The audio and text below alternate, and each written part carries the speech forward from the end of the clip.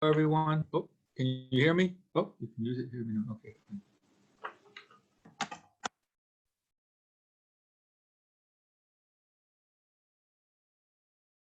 Hello, everyone. Can you hear me? Okay. No one's here. Okay. Rabbi Isai, in Parshas Vayakol Pekude, we repeat our discussion of the Mishkan and the Kelim of the Mishkan.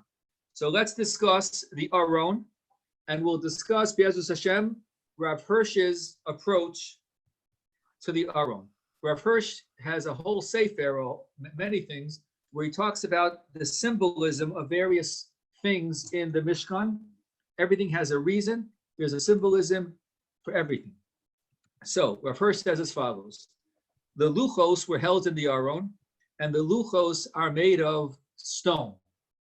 What's the symbolism of stone? The symbolism is stone doesn't change. Here's what he says. The law, the Torah, is not meant to develop, having been given in its final form, engraved on stone represents it is what it is. Excuse me.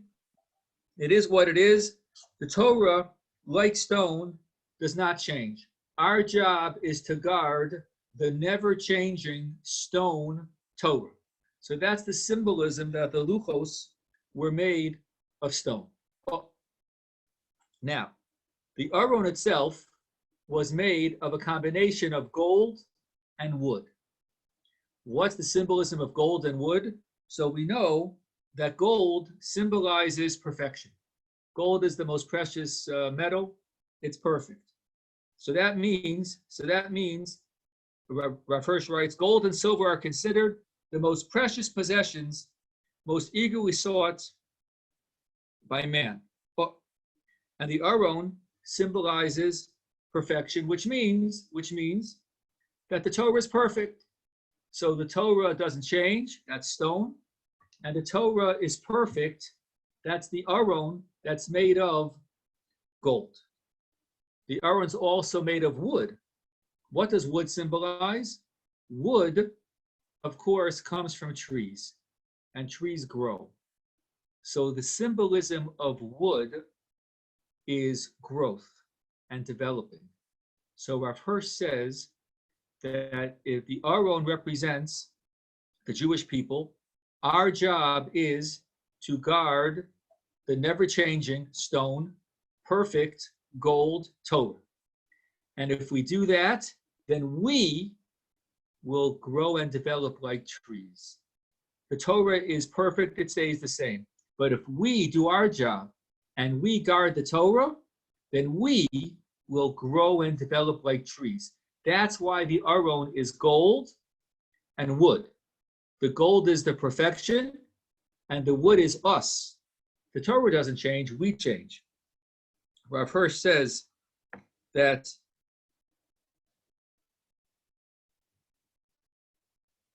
the tree is the most natural metaphor for any long, steady process of maturation. Hashem and his law represent the well springs of living waters, and man draws from them his strength, his life, and his good fortune.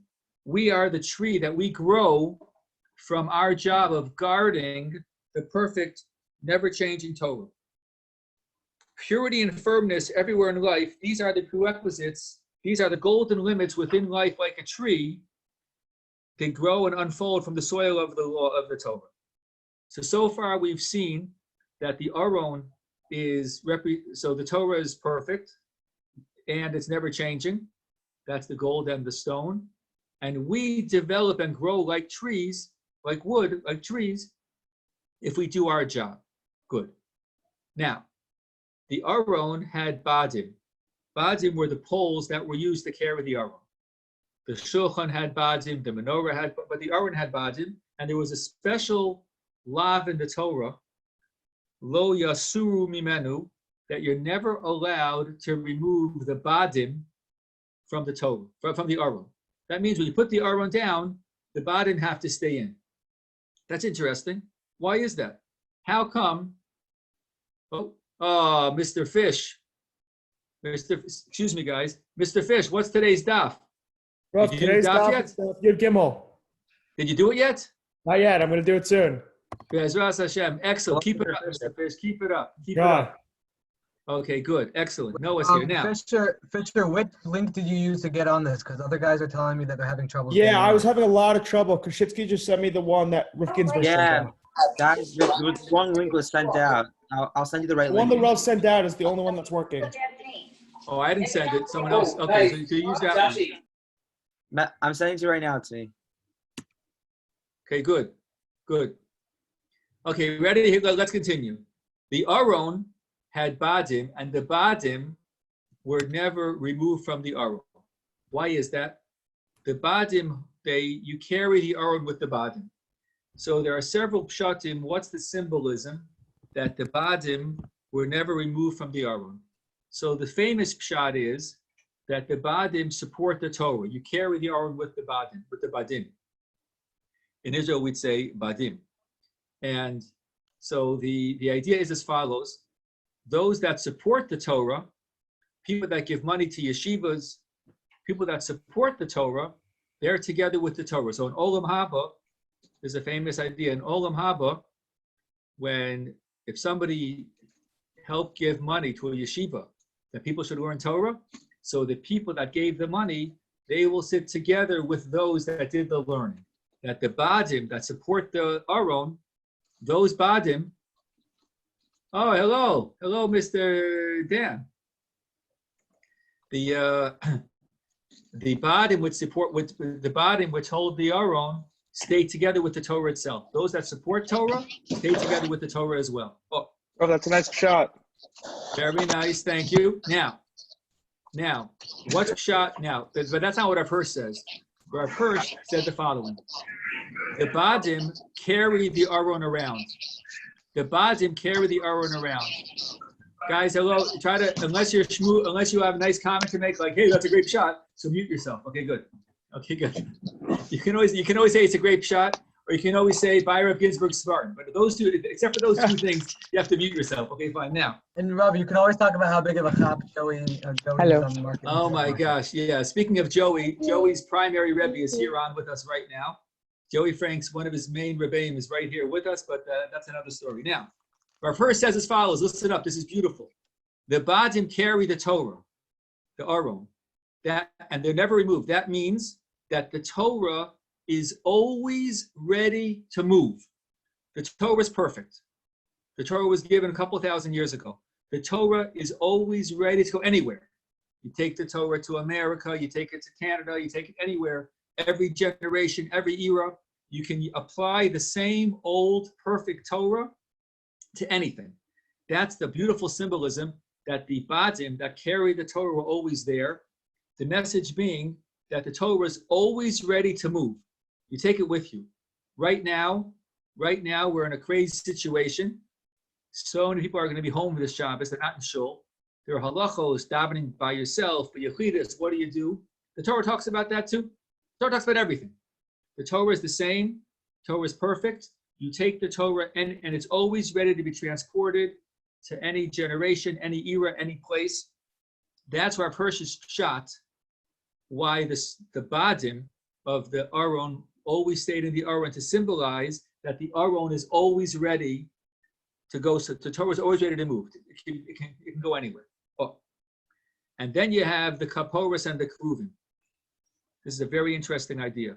The Kaporos is what covers the Aron, and the Kruvim were two forms that came out of the Kaporos. They're part of the Kaporos. They were connected to it. They were two forms, looked like young children, golden figures with wings that were connected to the Kaporos on top, facing each other. Now, it says in the Torah that the wings of the Kruvim covered the Aron, covered the Kaporos.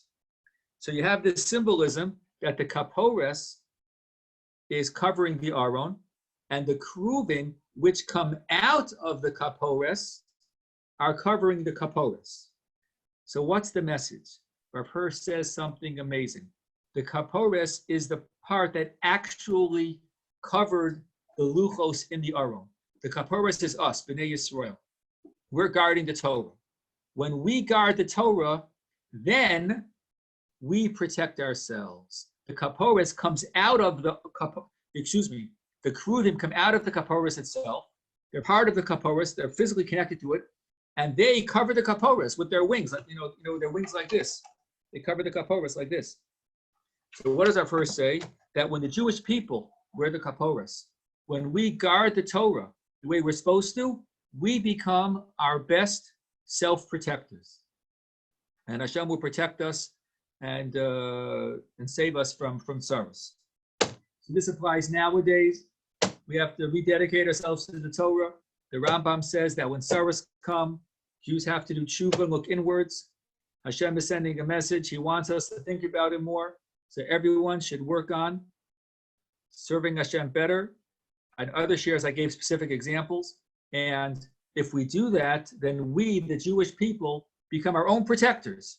We're the kaporos. We're guarding the Torah. And then the kruvim will guard us, meaning Hashem's going to guard us if we, and it's part of the kaporos, if we guard the Torah. Oh, so that's topic number one. That is symbolism of the Aron, and we should work on things. I mentioned, and I've heard different Rabbanim have been mentioning this idea that that now is a time to focus on Ben Adam L'Chaveiro.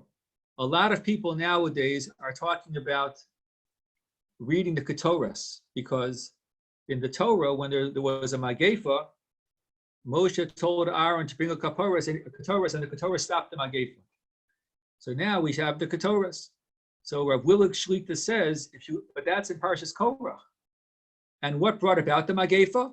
The fact that there was a lot of fighting. Korach set himself apart. He made almost a civil war in the Jewish people. So what brought about the Magefa was a tremendous lack of Ben Adam L'Chaveiro. So Rav Willig says now's the time to focus more carefully on Ben Adam L'Chaveiro. An example would be you're having a fight with someone. You have a friend, you're in a bit of a fight with him and you're not getting along, something silly. Now is the time to send a WhatsApp and apologize. Yeah, but it's his fault. Apologize anyway.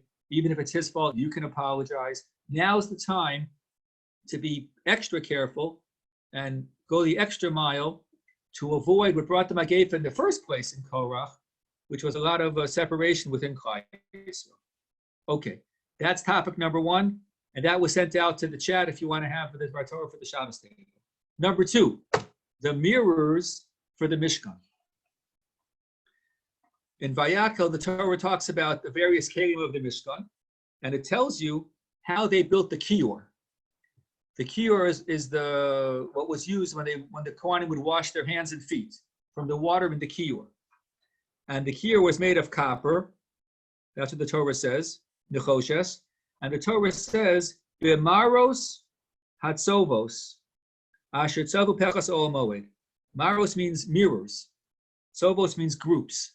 They took the mirrors from the groups of people that were near the Mishkan and used those mirrors, copper mirrors, to make the Shiur.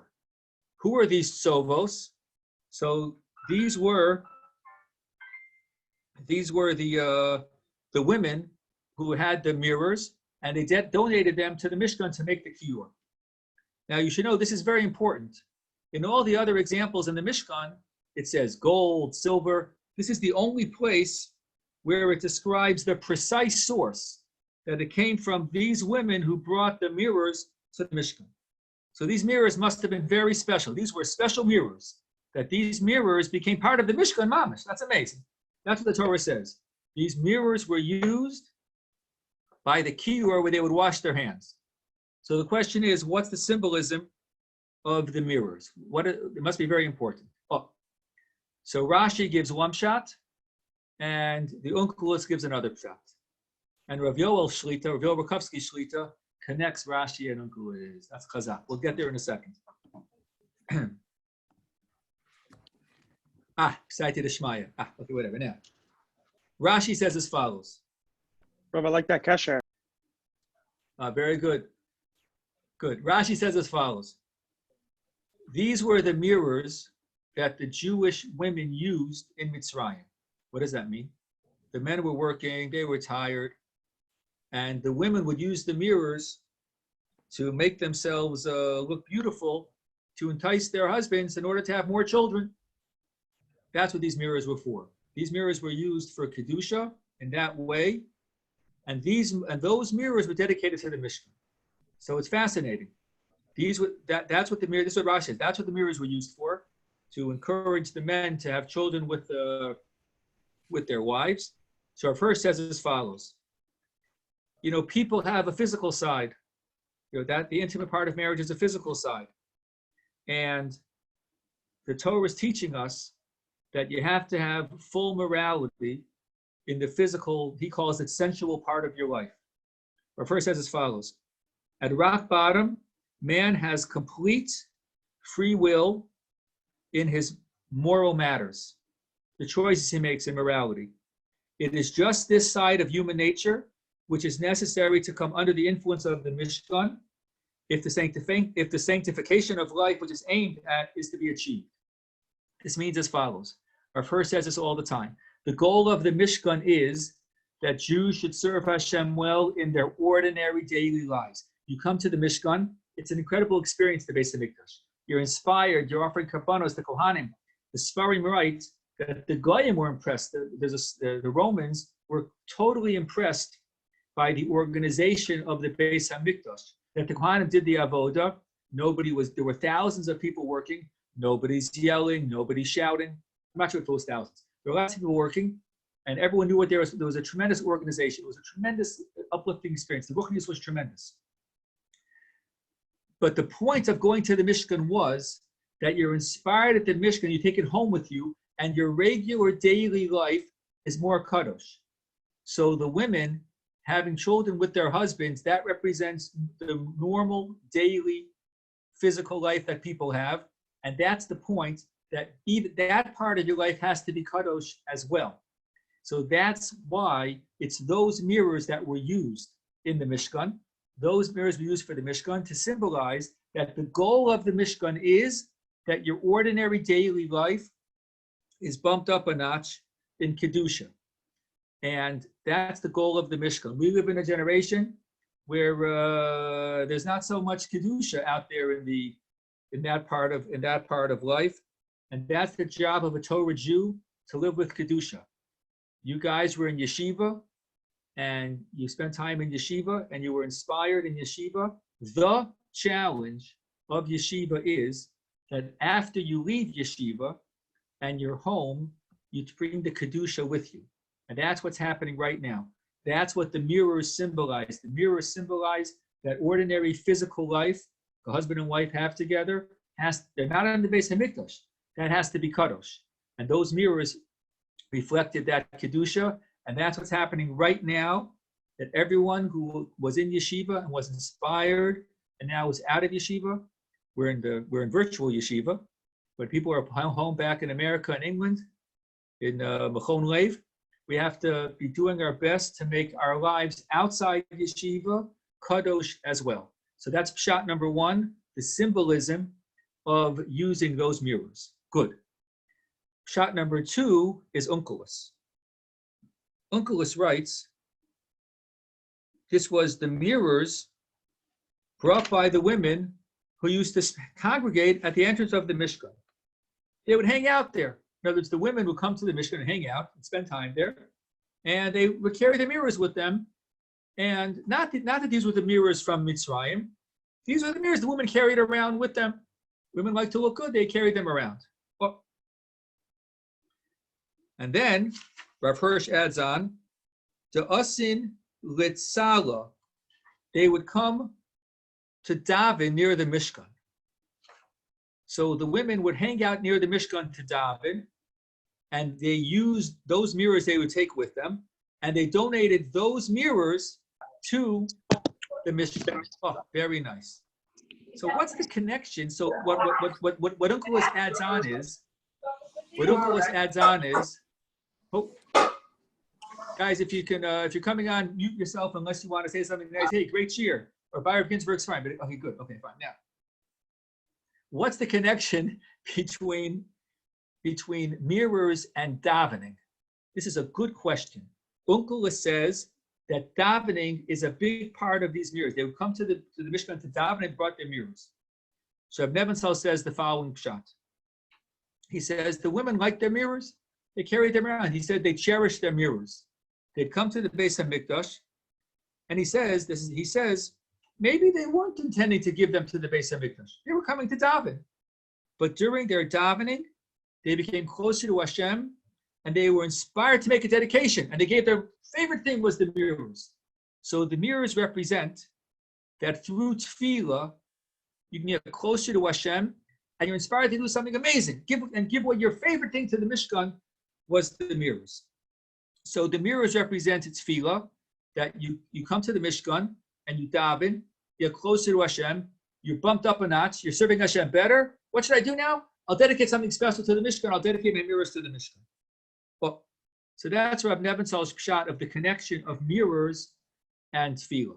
Well, I wanted to add another connection, which is that with a mirror, a person sees himself. When you look in the mirror, you see yourself. What's the idea? The purpose of tefillah is to change yourself. The purpose of tefillah is to change yourself. You're not changing Hashem's mind. You're changing yourself. Let's say you daven to Hashem that something should happen. Oh, so Hashem now changes his mind. No. When you daven, you become a different person. And Hashem says, you know what? You're at a new level now. At your new level, I'm going to give you something. The purpose of tefillah is not to change Hashem's mind. It's to change us. And once we're changed, then Hashem will treat us differently. Rav Leff gives a mashal. Rav Leff says as follows. Put another way, tefillah does not change Hashem's mind, but rather changes man's condition. Hence, the word is lehispalel. The standard word for the verb of davening is reflexive. It's on you. When you daven, you're changing yourself. When you daven, you're changing yourself. Very important idea. And this is why this is very important. Rav Victor Miller Zatzal would always say, there is no such thing as an unsuccessful tefillah with kavanah. A person davens with kavanah that something should happen. It doesn't happen. A person davens, somebody should get better. A person davens for something else, and it doesn't happen. The tefillah was still successful. Why? Because the purpose of the tefillah was to change you. And if you daven with kavanah, you're being changed. It's a very beautiful idea. And that might be why mirrors connect to davening. Because when you look in the mirror, you see yourself. And the purpose of a good tefillah is to change yourself. That you become closer to Hashem through your tefillah. Though there is an Indian rub not to daven in front of a mirror now. Correct. Right. You don't daven to a mirror because that's like davening to yourself. That's correct.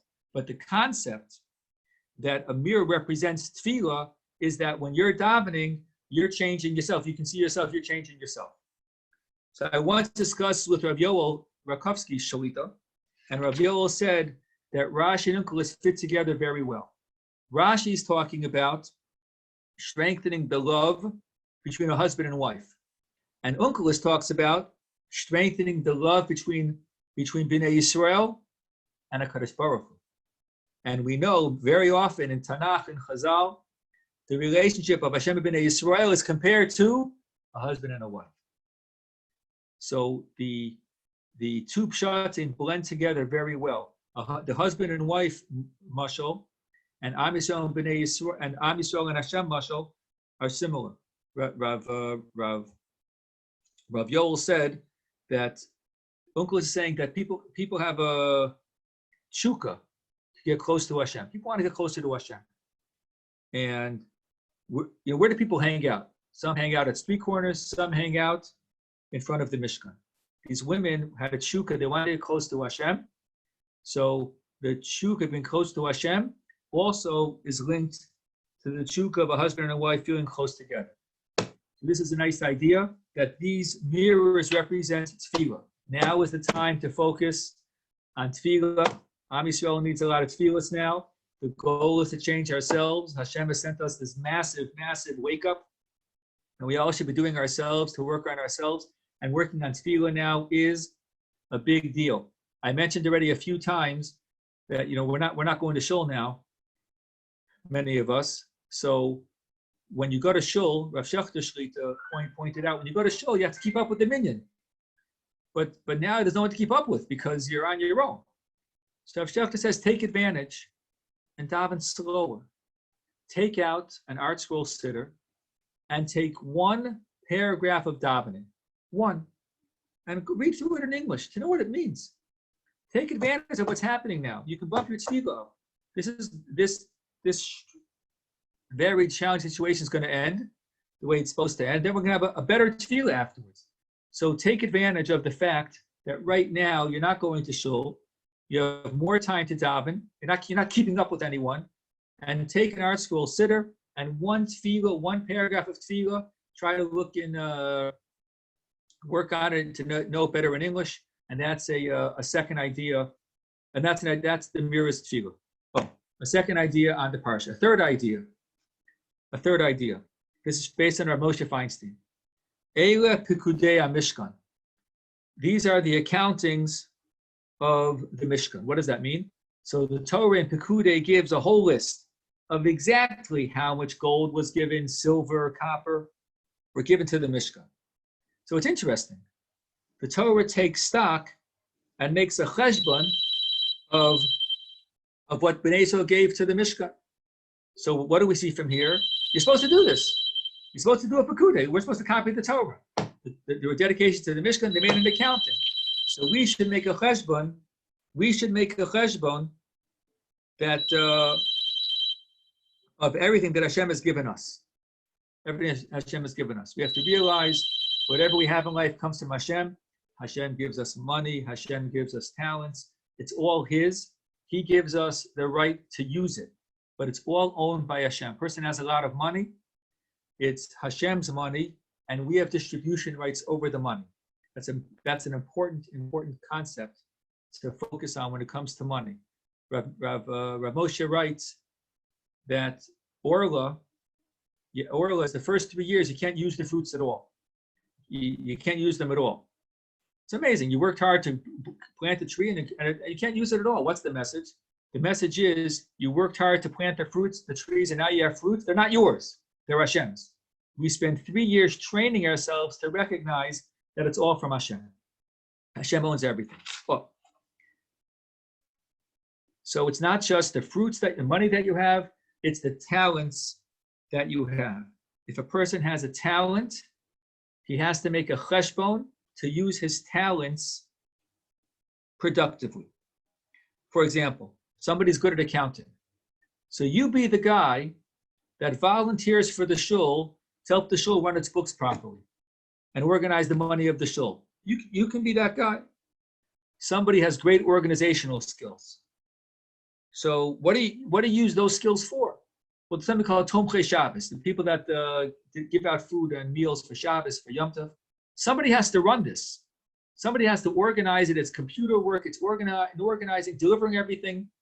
If you're good at organizing things, organize that. Use your kochos, use your God-given talents for good things. That's what it means to make a pikudei, to make a cheshbon of what you have, and to use whatever you have for good things. I'll give you an example. I have a distant relative. He is my mother's. My mother, she lived be well. My mother's first cousin's father-in-law. Okay, my mother's first cousin's father-in-law. His name was Rabbi Victor Siegel. He was known as Victor. So he said he was as follows. He was, most of his professional life, he was a caterer. He was a Rav. Originally he was a Rav. It didn't work out. He went into catering. He's a very big deal. He's a caterer. So he catered in Chicago many, many, many weddings. He was the main one. And some of the weddings, the couple was Orthodox, some weren't Orthodox. And he was the main caterer. So he described as follows. Before the wedding, he would sit down with the couple and talk about the menu, like a regular caterer, and go over the whole wedding. And then he'd say, now it's time for the commercial. That's my business. Now it's the commercial. I want to sell you a policy, the policy to form a happy marriage. It says I'm helping your wedding out. I want to help you have a successful marriage. It says it won't cost you money, but it will cost a lot of effort. It says as follows.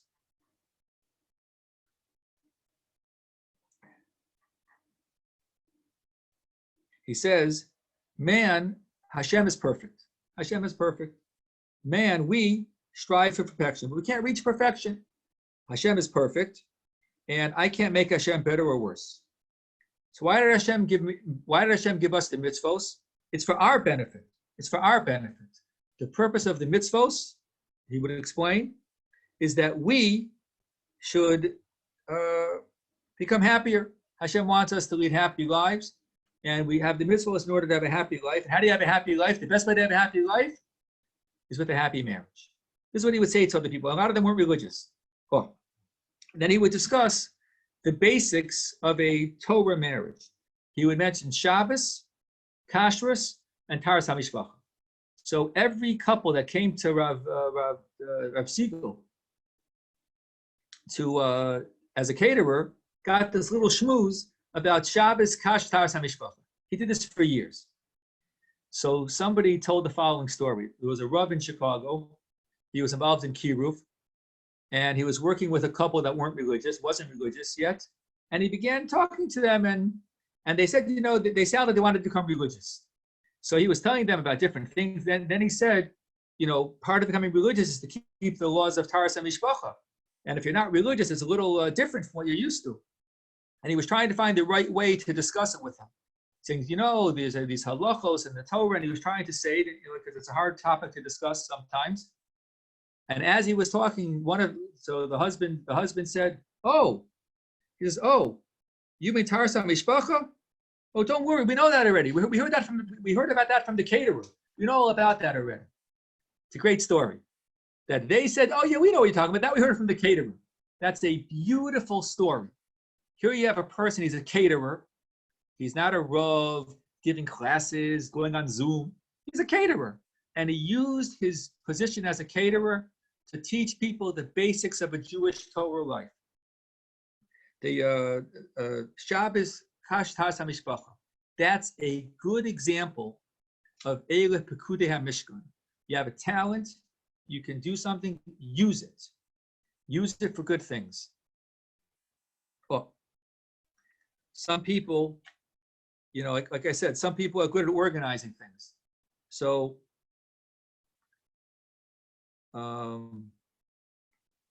like I said, you can organize the Tzedakah organization, or you can be the guy that organizes the NCAA, March Madness, betting pool, which isn't happening this year. Okay. So I want to share with you a mashal. With this, we'll close. Bez Hashem, here's a mashal. This mashal is not good. This mashal is perfect, in my opinion. If the Chavetz Chaim knew about soda machines, I think he would have said this mashal himself. Here is the mashal. I heard this mashal from my Rav Chaim Malinowitz Zatzal. He's all of our rabbis. He's the editor of Art Scroll Gemaras. So everyone uses Art Scroll, and he's our Rav. So he was nifter a few months ago, suddenly, lo aleinu, and I want to share with you a word that he said. He calls it this is the $10,000 gold coin mashal, and this mashal taka is worth $10,000. Here we go. A person's walking down the street, and he's walking along, and he sees a gold coin on the ground. Wow, it's a gold coin. He picks it up. Unbelievable. He found this gold coin, no simanim, it's hefker. $10,000 gold coin. He's in a great mood. He's walking along. It's a hot day. He's really thirsty. He says, oh, wow, look, there's a soda machine. And this gold coin happens to be exactly the same size, shape, and weight of a 5 shekel piece. Perfect for the soda. He takes the gold coin, puts it in the slot, and buys a soda. What a fool. This guy just wasted a $10,000 gold coin on a soda. What a fool. $10,000 on a soda. He's happy he has a soda. Hashem sometimes gives us a $10,000 gift. We shouldn't waste it on a soda. for 5 shekel. It's priceless. It's worth $10,000. You guys were given a year, 2 years in yeshiva. Some guys stayed a lot longer. And it's a priceless gift. It's worth more than $10,000. Don't waste it on a soda. The way to maintain the $10,000 gift is staying strong, coming to these shiurim. The yeshiva is providing tremendous things, so many opportunities. Coming to these shiurim, staying strong, working on our tefillah, working on growth and avodas Hashem. It's challenging times. There's a big yesod out there. Never forget this yesod. Hashem does not give us tests that we cannot pass. That's a very big yesod. The Ramban says this. The word for test in Hebrew is nisayon. It's a test. The root of nisayon is nes. Nes is a banner, like you put up a banner, to show something, is a nes. So the Ramban says the purpose of a nisayon, the purpose of a test, is to show others and primarily yourself that you can do something. You have potential, you have koach, and Hashem wants the koach to come out into the reality. You want to show yourself you can do it. So Hashem will test you sometimes. Say, you know what? I bet you didn't know you could do this. I'm going to give you a test, and now you can do it. So that's why nisayon means a test, and it comes from the root nes, which means a banner, to show that you can do it. To show yourself, you can, and others too, but show yourself you can do it. The assumption of the Ramban is that the assumption of the Ramban, if the purpose of a test is to bring your koach to the poal, that means that you can do it. The assumption is you can pass the test. Hashem only gives us tests we can pass. And he's giving us a big test now. People have to work on serving Hashem much more alone than they used to be. We don't have the chizuk of going to shul for Shabbos and having a beautiful chadodi at shul. We have to do it at home and things like that. And yet we can pass this test. You all were given a $10,000 gold coin, 1 year in yeshiva, 2 years in yeshiva, sometimes more. And you have to stay strong and use that and keep that $10,000 gift going, and don't waste it on a soda. And the way to keep it going is to come to this shiurim, to stay connected, and to make sure that we use all of our talents very, very wisely. Guys, we have to take chizuk, and I heard a vort today. I may have said it earlier. I'll say it again now. I said it before the shiur started. I had a very important vort today. It was sent out on one of the Rebbeim sent it out. It was a chashav rav in Lakewood who said the following idea. I think it's a good attitude to have about how to approach being alone, being quarantined or half quarantined and stuck in our houses. He says as follows. You know, all of us know Hatzalah people.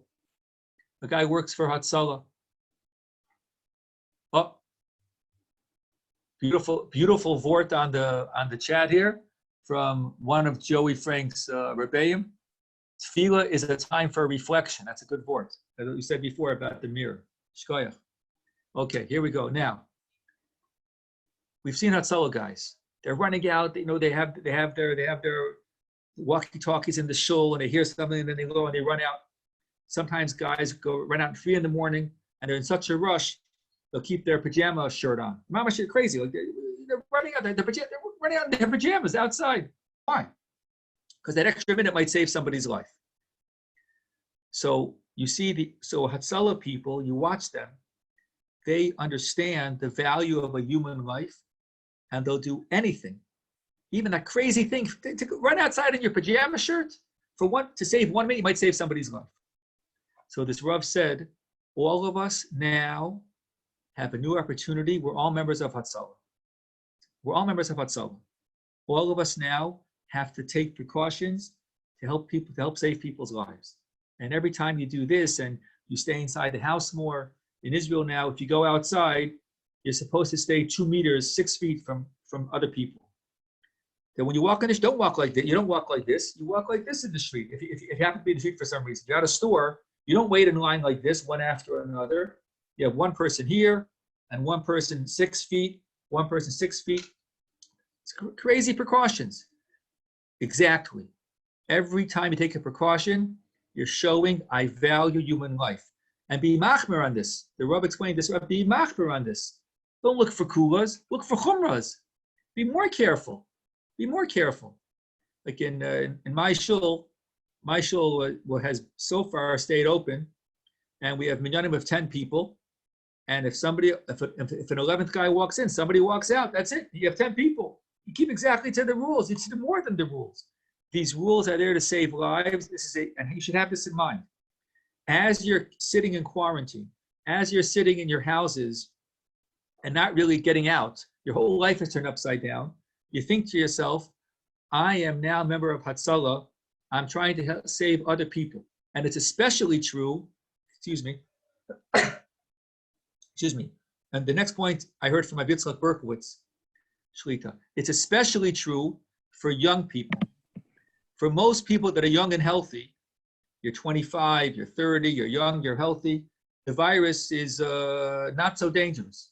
Most people either have almost no symptoms or it's like a bad flu. I was a Yitzchak Berkowitz is like, if you're young, most people. So why are young people who are 30 years old, 25, if a person, Walenu, has a problem with their immune system, so then it's much more dangerous. This virus is most dangerous. People with a weak immune system, Walenu, or older, or much older people. So this is a good word. How come all of the young people, 25 and 30, are going crazy about this? If they get the virus themselves, it's not the end of the world. The answer is, it's in order to save others. That's exactly what it is. You guys that are 20 and 25 and 30 and young and healthy, you're going crazy now in order to save other people's lives. That's Hatzalah. Because you know that if you get it, and you don't know that you got it, and you pass it on to somebody else, God forbid, who can hurt them, God forbid, then you can kill someone. Rahmanu litzlan. So right now, this is a good perspective to have. We're all being given the opportunity to be members of Hatzalah. Have that in mind. You say, Hashem, I'm going to be crazy careful with all of these rules because I want to help people stay alive. I want others, not just me, I want others to be healthy. And that's what I'm doing now. That's a talent all of us have, to be careful with things. We have to use it for good things. All right, guys. I got chizuk seeing all the guys here. You all Mr. Rob, you really cheered me up. Thank you. Oh, you're welcome. Thank you very much, Mr. Ask. 1 second. Guys, listen up. Let me show you here. You have these two things here. Wait 1 second. You have these two things. You have the thumbs up sign. Where is it? My mouse is not working. Uh-oh. Wait, why is my mouse not? Okay, whatever. My mouse stopped working. Anyway, you have the thumb. And then, Goldfeder just put in that hand like that. What is that? You know what that is? That's a high five for a drunk guy. No, that's what it is. That's a high five for someone who's drunk. It's a little off. He's tilted. Anyway, guys, thank you for listening. B'ezrat Hashem, we'll do this. Maybe we'll do this next week again. And I think it's a pretty good time. Guys, stay strong. We have a Torah, we have Hashem, we have Tefillah. And Bli Neder, I've sent out 2 recordings so far with general ideas in responding to the, I'm sending out a 3rd one today, B'ezrat Hashem. If you want them, Mr. Tzvi Messenger, he made a WhatsApp group, and you can join. Whoever wants to join can text Tzvi. He made a WhatsApp called Virtual 301, sending out these different recordings. Guys, well, the recordings I'm going to send out to the Shiur TED, actually. Oh, okay, fine. To Shiur. Okay, good. So guys, contact Tzvi if you want to get the recording. So far, there have been 2. Response to Corona. There'll be a 3rd one. I'm going to include this idea about Hatzalah and other things as well. And we all have to stay strong. Hashem only gives us tests that we can pass. That's the assumption. That means you have the koach to pass the test. We also stay strong, guys. I don't want to get off, but we got to move on. I think, listen, where's Mr. Kashitsky has a shiur to give in 3 minutes, right? When's your shiur? 8 o'clock tonight or 2 o'clock? 8 o'clock Israel, 8 o'clock America? 8 o'clock U.S. Oh, 8 o'clock, fine. Okay, so yes, time. Okay, very good, guys. All right. Shkoyach. Where can I find recordings to pass Shiur? To what? To pass, you're welcome. You're welcome. You're welcome. To pass Shiur. What pass Shiur? Which one? Right from this morning's pre-Shiur. I don't know. You have to. I don't know how to find. You got to find it. You got to find it on. You got to find. I don't know how to find it exactly. Yeah. You should text Benji Kaufman. Benji Kaufman can show you exactly how to find everything.